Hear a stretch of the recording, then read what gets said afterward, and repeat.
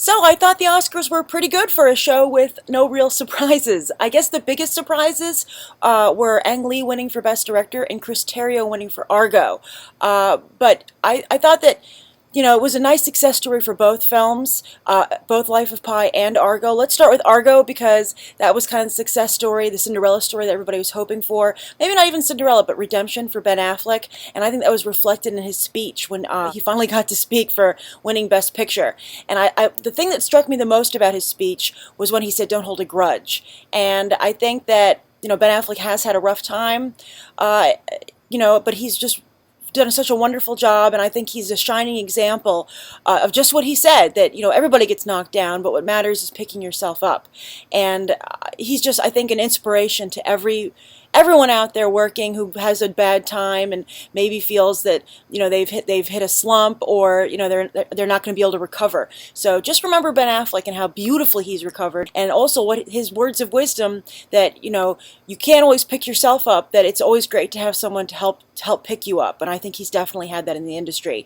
So that was fantastic. I loved his speech. I thought the best speeches of the evening were Ben Affleck's for Best Picture for Argo, Daniel Day-Lewis for Best Actor for Lincoln, and also both writers, fittingly, Chris Terrio for Argo and Quentin Tarantino for Django Unchained.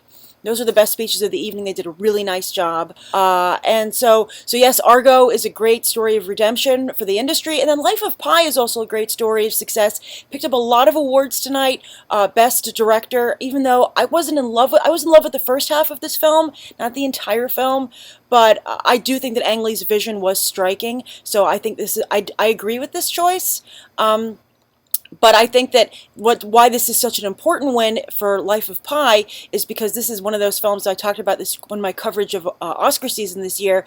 This is the new trend of studios spending a lot of money on potential Oscar winners, for award things, with Hugo last year, or 2 years ago, and then, or I'm sorry, I'm recording this on the fly, but Hugo recently, and then of course Cloud Atlas, which didn't quite make it this year, but then Life of Pi, as we all know, cost over $100 million to make, but it's made its money back, and now it's got the gold to go along with its box office gold, and so that's nice to see, and hopefully this will continue having the studios feel that they don't have to just make small Oscar pictures, that the big budget films are worthy of Oscar campaigns as well. Which I know a lot of people feel that these big budget films don't really get what they deserve. So as for the rest of the telecast, what did I think of it? I have to say that I thought that I was really worried about Seth MacFarlane. I felt that he would maybe go, not do a good job, maybe kind of to have bad taste in some areas, but I think that's not the case. I think he did flirt with bad taste, but that's Seth MacFarlane. If you hire him, that's what you're going to get. But I really loved his opening to the show. I loved having Shatner come on. I thought those were great touches. I thought that it gave a burst of energy to the telecast, which it sorely needs because there are no real surprises at this point for the Oscars. And I even loved the little bits that I seemed very Seth MacFarlane-ish. I don't know if they were his idea. Having the Jaws music come on to play out winners, if their speeches went too long, was, I think, a stroke of brilliance.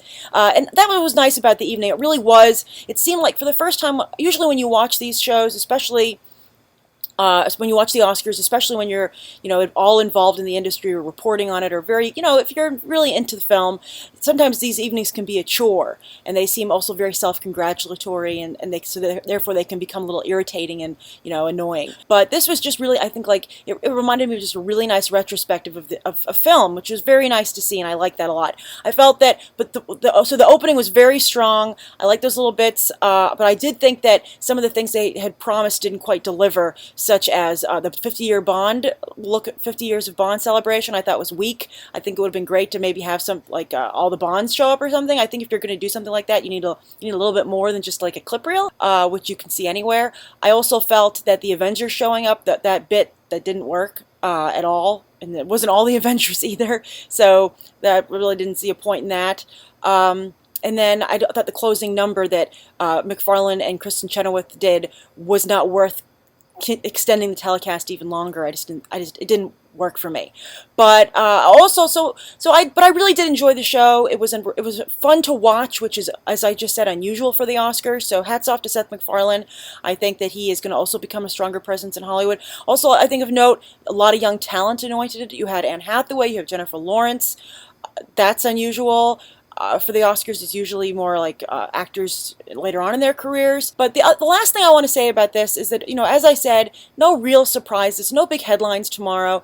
And so I think the Academy is really doing itself a disservice by going last. I know for a long time they felt like, well, we'll save the best for last. But I think they really need to change their release date, and they need to kick off the awards season, because at this point there's just so much telegraphing, because all the guilds that make up the voting blocks have their own awards ceremony, so we just really see what's coming. And that means that the morning after, the headlines are dominated by who wore what, I'm sure that Jennifer Lawrence tripping on the stage is going to get a lot of coverage, and I really think that's kind of like the Oscars. The Oscars is a little bit more than that, and it should be more of a trailblazer and discussion leader in terms of the qualities of film, not just kind of like the tabloid gossip. So that's my thought on the Oscars. Did you have fun watching it? What did you think of Seth MacFarlane? Did you think that he ever crossed the line and you couldn't come back? And what do you think of the fact there were no surprises? Are you happy? Did everyone win that you wanted to? Or do you think that maybe they should go first? And also, what did you think of the Oscar speeches? Who were your favorites? Write your thoughts down below, and as well as check out who the BTC audience picked to win in the results of the Oscar poll that we had earlier this year.